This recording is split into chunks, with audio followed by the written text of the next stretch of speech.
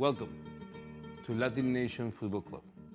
Today, we'll be talking about Champions League, Liga MX, and Liga MX Femenil.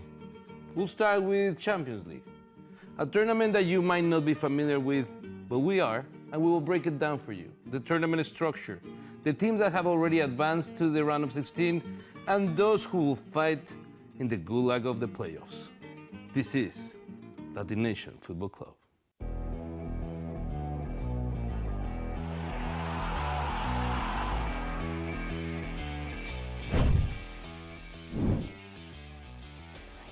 Camila, get your dad, bro. Welcome, my friends. We have a banger of a show. This is LatiNation Football Club. I am your host, Marcelino Ortiz, and we're excited. This is a throwback show. We are in our old stomping grounds, and we have a special show. I'm here with Camila Ortiz, Alex Crespo, and let's break it down, my friends. Champions League. What an intro. What an intro, my friends. Champions. Great games. Yep. The group stage is over, the league phase, as they call it, and now we're deep into the elimination. 2 legs, home and away, like the real games, and we're ready to see maybe a new champion, maybe one of the sames, and I want to hear your take. Camila, What are the most surprising things that you got on the first stage of this tournament? I mean, we have to talk about that Benfica game. The goal from the goalie, Alex mentioned earlier, 24 years old. And I hear we have a rematch coming up. Alex, tell us a little bit about it. Next week we are seeing a rematch of this match where Benfica ultimately won 4-2 with a last-minute goal from the goalkeeper. I mean, this is a young guy, 24 years old, as Cami said, which I said earlier. But, Okay. You love to see it. I mean, a player like this making such a big impact for them to ultimately qualify to the next stage. I mean, it was really sad to see Marseille get knocked out, but I mean, we love to see a Real Madrid having to qualify for a spot in this tournament. I mean, as a Barca fan. Quick question. Are you guys hungry at all? Hungry. A little bit. Sandwiches, burritos, something like that? I could eat. Well, let's go with our good friend Nik Z, because he's around town here in LA looking for something to eat. And in the meantime, he's going to tell us everything you need to know in preparation for the next round of the Champions League. Here we go. You know that feeling when you're at the supermarket, you're buying a bunch of healthy foods, but halfway through shopping and spending all of this money, you realize you don't want to eat any of this right now and you actually want to go to a restaurant? Well, we got the Champions League knockout phase on the horizon, so let's break it all down for you. And as we do so, go to get my favorite sandwich in LA, despite spending all this money on groceries. Lovely. Back. Like, here's these things in your house. Thank you. So things are heating up in the Champions League. No more bad days, no more draws, no more, ooh, let's see how it goes. No, it is go big or go home, literally. You're knocked out. Let's hop it in the absolute babe magnet. Beep, beep. Haha, yeah, right.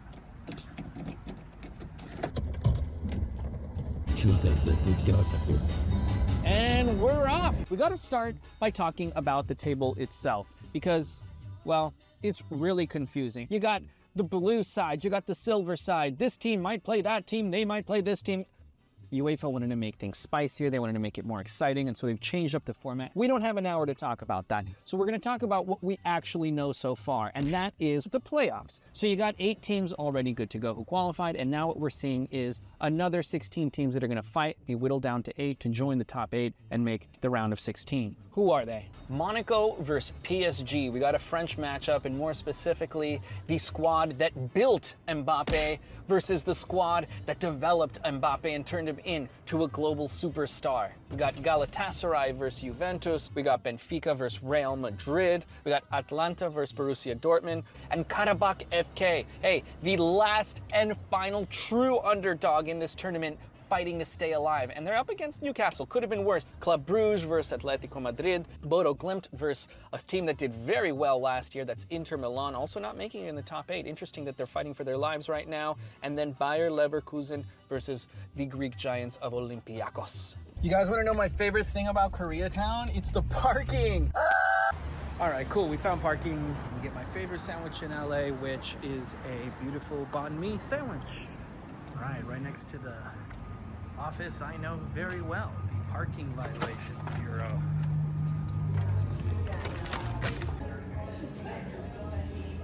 Can I please get an Olympic? Olympic? So as the Champions League kind of enters into its knockout stage, I'm clearly rooting for the underdogs. Like, it would be cool to see a Karabakh FK from Azerbaijan, you know, get into the final, I don't know, 16 or the top 8. I mean, that would be absolutely amazing. But at the end of the day, an overarching theme that I see with this Champions League, you can feel it in the air, it is sort of this feeling of redemption.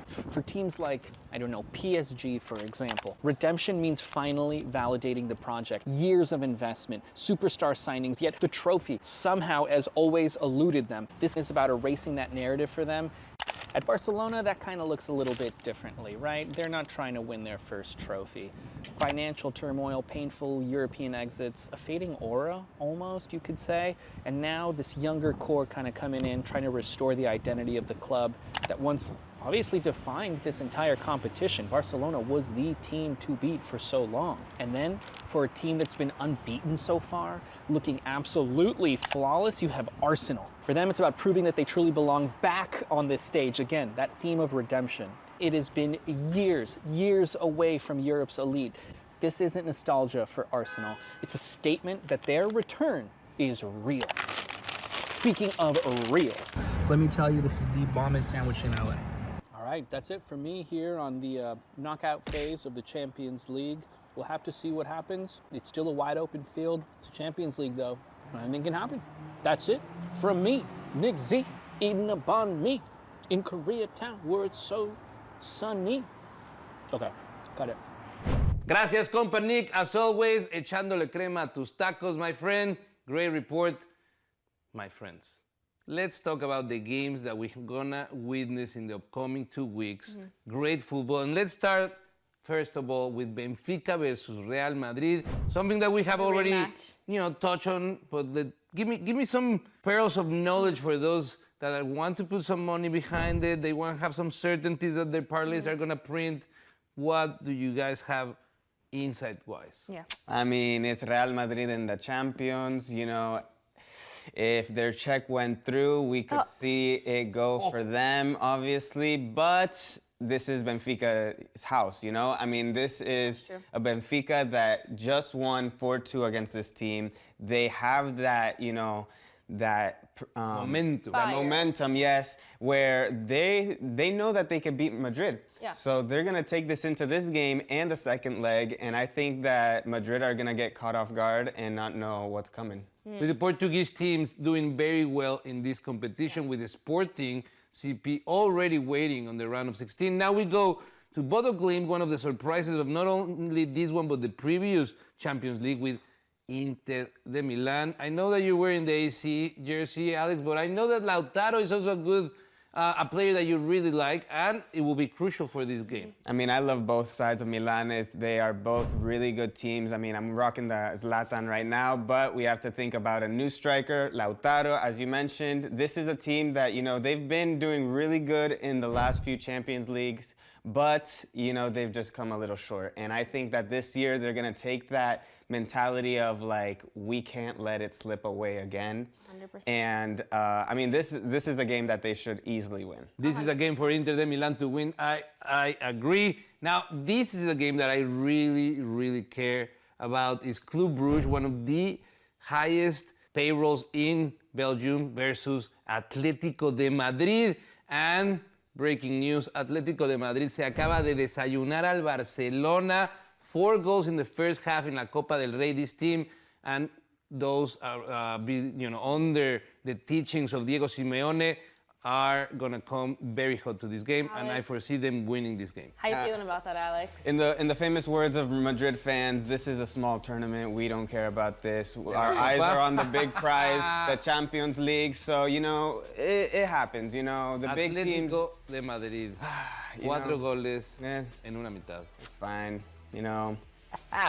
But it's time to go on a break, and when we come back, we're going to have La Gloriosa Liga MX, Varonil y Femenil, so don't go anywhere. You're watching LatiNation Football Club.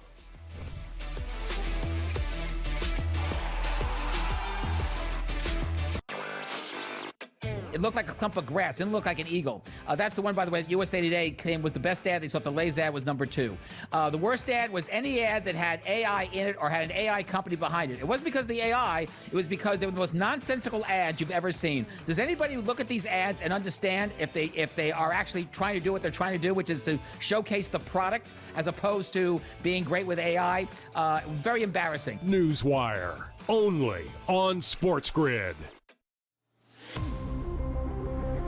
Road trips to Kentucky and Tennessee, which are pressure environments where mistakes can snowball a team quickly. And not even listening to those games there, how about the home games they have left with Alabama and Florida, who bring size, who bring pace, and physicality that punish you on both ends of the floor. College basketball today, only on SportsGrid. The Patriots postseason to the worst regular season of the last umpteen years. Fair enough? Fair. All right. So the Patriots postseason, they averaged 1.13 points per drive, okay? The winless Cleveland Browns about 10 years ago averaged 1.22. The Craig Carton Show, only on SportsGrid.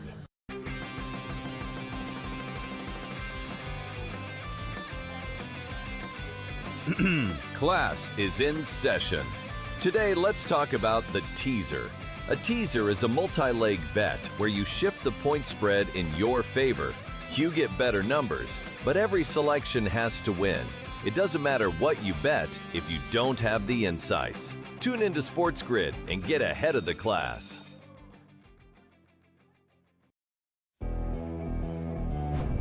Welcome back, my friends. We are here on LatiNation Football Club, and it's time to talk about La Gloriosa Liga MX, my friends. That's right. I'm here with Camila Ortiz and Alex Crespo, the resident Gen Zs that are right now hating hard on my new intros. How are you guys? I don't know what's going on.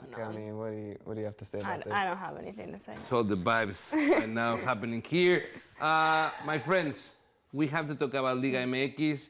On behalf of Chiva Mayor, that is not here with us today, and Chivas is unstoppable. Chivas is going on a ramp right now, 5 games in a row.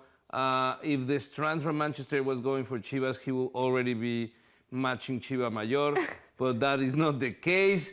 Then we have my Pumitas, Also rounding up the top undefeated. 5, also undefeated, but not doing that well. And let's talk about those teams in the top 5 right now. Alex Crespo, break it down for us. Who is dominating Liga MX I mean, right now? El Chiva Mayor would be super happy to know that his Chivas are in first place. But then we have our local team, LatiNation's team, Tigres, in second place. I mean, this is a team that, you know, you love to see it, especially here in English for free on LatiNation every week. No se lo pierdan. Come on. Tigres struggled with my Pumitas that stole 3 points from El Volcán for the first time in 15 years. And that's pretty much the last time I felt any emotion since then, because then we got sadly eliminated by San Diego in 2 games that I'd rather forget. Now, are you guys surprised to see Toluca struggling to, be right there with, as the champions, and still with most of the team from last season? They should be playing at a little better quality that we've seen. Cruz Azul, the homeless team, is still struggling to find a permanent home, yet in the mix. Tigres just signed a new player this last week that had an immediate impact on the CONCACAF champions. And Pumas is struggling, yet do you guys feel like these top 5 are the true dominators of Liga MX, or is it just a glitch in the matrix? I definitely don't think it's a glitch in the matrix. When you look at teams like Chivas, even if you think back to the very end of last season, they started gaining this momentum already. We already saw them kind of fired up, hoping and trying to be successful in those playoffs. Unfortunately, they weren't. But I think that maybe this season is going to be their Cinderella story, hopefully. Now, this brings me special joy. This is a moment that I cherish, where I get to talk how poorly America is playing. America is a disaster this season. They lost Fidalgo, which was the creative engine of the team. Maxim, which was a $10 fiasco that struggled with weight management, that left the team claiming racial abuse, and immediately made an impact in Ligue 1 in France. The first game he scored. America is struggling. What do you think, Alex? I mean, we see this happen a lot where teams are doing really good one season and then the next, it's just not the same team. I mean, we're currently seeing it a little bit with Tigres Femenil, where, they were the champions and now they're starting to get low in the table, which we will get to later on. But, it's not anything that really surprises me. Yeah. Marcel, what do you think is going to be the importance of this weekend's game, Valentine's Day, Chivas versus America, El Clásico Nacional? What are the implications behind this match? These type of matches are the ones that change a season, right? America is obligated to win versus Chivas. The same with Chivas. These are the games that they've been raised since the academy days to fight with everything they got. Now, Chivas has the momentum, has the belief, and has the quality on the pitch to beat America. If they do not capitalize on this moment, I will even put my money on America to turn their season around based off this same result. If they go and they have a clear victory over the best team in Liga MX, they will have bragging rights to say, we are back, we were just struggling, but America is America. America is America, and they will be back. But to be honest, I hope Chivas does the job for my friend Chiva Mayor, that he has a beautiful Valentine's weekend with his family. But you never know. America is unpredictable on these games, and it might be. Now, I want to talk about some other teams in the bottom half of the table. We have Necaxa, Querétaro, Puebla. We have Juarez in 14, that I don't think it really reflects the work that we can see on the field. They haven't been lucky with some results. Yep. I feel like the quality of the players and the job that Caixinha is trying to do is not matching the point count. How do you guys see Juarez moving forward for the next half of the tournament? It's going to be hard. I expect it's going to be difficult. You really have a lot of these top teams that are performing very well and leaving little room for error. So it's going to take a lot out of Juarez to be able to jump that many spots and acquire more points. But I mean, I think this weekend is really when they could, flip the script. I mean, they're going against Necaxa, who's in the 11th place, and Juarez, are a little lower than them. But this is a chance, this is an opportunity for them to, if they are able to come out with this win, then this could really change how their season turns out. Another team I'm really excited for this weekend, Puebla is playing Pumas. This is going to be a great test for both of these teams, right? Is Pumas able to continue this momentum throughout the season and get these 3 points, or is Puebla going to start to creep their way up through the standings? This is a dangerous game for Pumas because there's a lot of pressure around Efraín Juarez as a coach. The results have not been with him.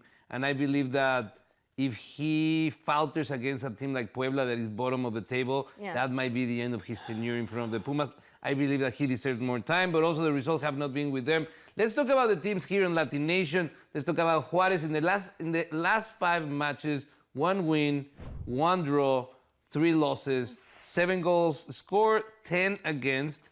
And last season, Juarez made it to the playoffs because of the resilience of the backline. Murillo was one of the best center backs and in Liga MX. Not just defending, not so much this. but also scoring. We were able to see a game here where Murillo scored and, changed that result for that game.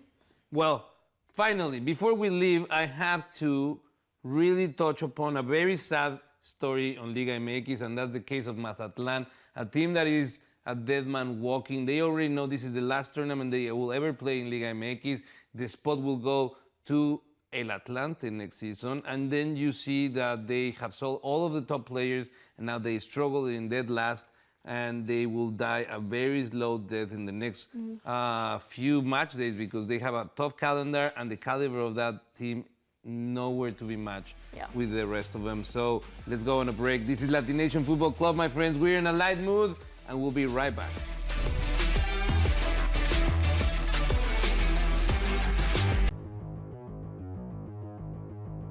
Aaron Judge, no stranger to hitting 60 home runs in a season, but we certainly aren't going to put a FanDuel win total or even DraftKings at 60. So Sam, our producer, set it at 55. Aaron Judge will hit 55 plus home runs this year. You going to buy or sell? All right, Aaron Rodgers here. Oh, there Aaron, he is. What do you think? What do you think, Aaron? Can you hit 55? Yeah, Aaron Judge, right? I got it in my head here. 55 is asking a lot, Sam. It's asking a lot. He hit 53 last year, 58 the year before, 37, but that was the year he hurt his toe in Dodger Stadium, and then of course 62. I gotta sell this. All right, you're asking for just to be 7 home runs off the record. I mean, no, we can't keep doing this every year here. Plus, he does have an injury history there. Over the last 2 years, he's been completely healthy. I'll just say no. Between the possibility of an injury, teams waking up and going, nope, not pitching to him. I'll take the under here. Although as a Yankee fan, he better, because if he don't, Yankees gonna be in a lot of trouble. So I've decided to go by the letter of the law. Sam is not going to like this. Sam is not going to like my answer. Yep. Sam, listen. Sam leaves these little loopholes in the buy or sell.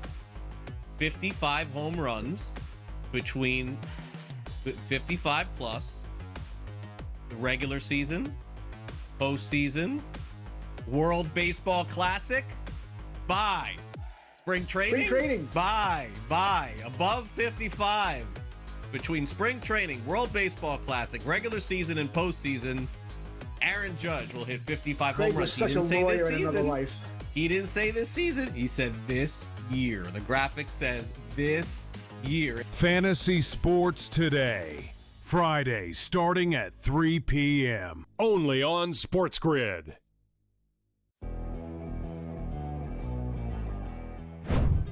Welcome back.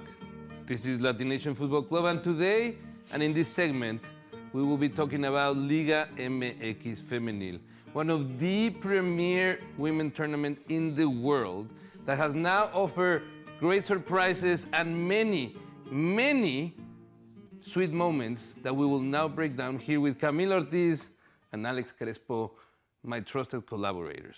I mean, if you can't beat them, join them.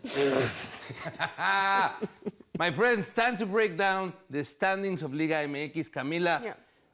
surprises all over. Yeah. Let's start with the elephant in the room, which is Tigres Femenil, the champions of the category, now drifting down into the depths of the table. Yeah. Currently below half point. What's happening with Tigres?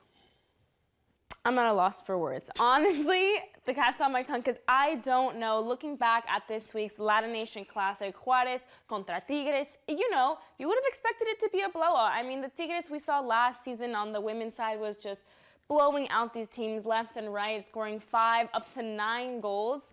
And this match against Juárez, they scored an own goal, giving them an easy win, and it just wasn't the same When you team. defeat yourself. Yeah. That game was just so sad. I mean, Jenny Hermoso, where were you? You know, Guys, Ordóñez, where were you? I gotta say that I'm not surprised at all, because if we rewind the tape and we go to the playoffs of the Apertura, that series between Juárez and Tigres was clear that Juárez was gaining momentum, and the gap between the two teams was not as big as people thought. Tigres was just barely able to edge that series 1-0, and now Juárez maybe, you know, setting up a run for the playoffs now we can think of. Let's break down, my friends, the standings right now. We have, surprisingly, el otro equipo norteño, Monterrey, topping the charts. El Cabrito está de fiesta, my friends. Then we move on. America. Which I do have to know, they were playing extremely strong last season. I mean, they got to the finals. The game versus Tigres, it was neck and neck. And I've been saying it since last season. I think that it could be America's time. They've been really playing strong. I'm putting my money on it now, and I just want to note it now. Kudos to our good friend Ashley Naive that was here last week and not too long ago. Una americanista de West Colorado. She's probably very, very happy. Now we have Pachuca, Chivas, and Toluca completing the top 5. Alex, any of those three teams can make a run to first place in the upcoming weeks? I mean, we saw Toluca doing really well last season and Chivas as well. But I mean, I think that it's going to go to America this season, just as Cami was saying. But I mean, Toluca is obviously going to put up a good fight, just like they did last season. And, you know, I hope to see Tigres, you know, switch up the gears. I mean, they're right next to Juarez, 7th and 8th place. Yeah. It's just not the Tigres we're used to be. Not at all. If we continue down the table, we see, like you said, Pumas right there edging on 6th place, Tigres y Juarez, Cruz Azul and Tijuana completing the top 10. And then at the bottom, Mazatlan and León. Mazatlan, another team, like we were mentioning, the disaster that it is on the men's side is not at all better in the women's side. We have received this week reports that the own coach of Mazatlan came out speaking against the team, the front office, saying that it's impossible to ask any performance out of their players when they have to travel up to 15, 16 hours in, you know, via bus before and after the games. This is inhumane for a professional athlete. It's provoking injuries and straight up not caring and investing on what could be a very successful team, because we see the growth on the women's side, Camila. Yeah, absolutely. It's really sad to see, you know, the way that these players are getting treated. It's just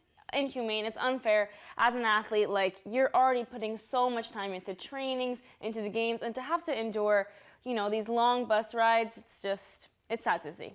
That's right, Camilita. Alex? I mean, not only is it like physically damaging these players, but also mentally. Yeah. I mean, you go into a game where you haven't slept right the past few hours, you're gonna be all foggy in your mentality. You're not gonna be playing at your top level. I mean, this is just not ideal for this team. There's no way to perform under these conditions. This is not the case on Liga MX right now. We see teams that are struggling to find any support, that they're struggling to have the most basic athletic conditions for them to thrive.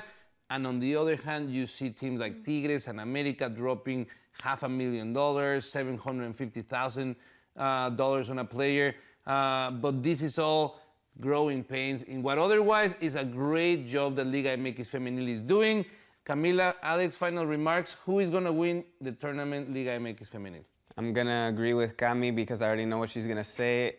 America. America. I think America or Toluca. Toluca also showed a lot of promise, so I think they're my option number 2. I know, Marce, I know. One works really hard to show the light to the new generations, and they go and they support America, my friends. There's nothing to say more. I have to call it a day. And with that, we say goodbye. I'm Marcelino Ortiz, and this was LatiNation Football Club.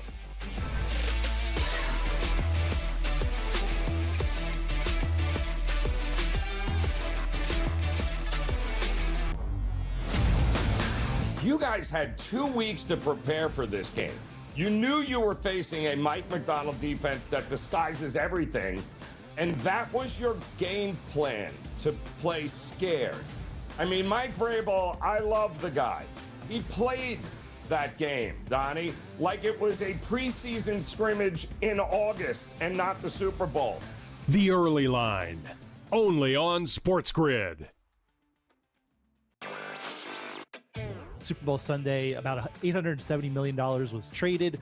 Again, I caution you, that is not the same as sports betting handle for a variety of reasons, but we also saw Nevada sportsbooks, which includes Las Vegas, only took about $133 million in handle. That was its worst performance in the decade in terms of total handle on the game. Now, we don't have ratings, we don't have a lot of other things. There's a lot of reasons for that. Newswire, only on SportsGrid.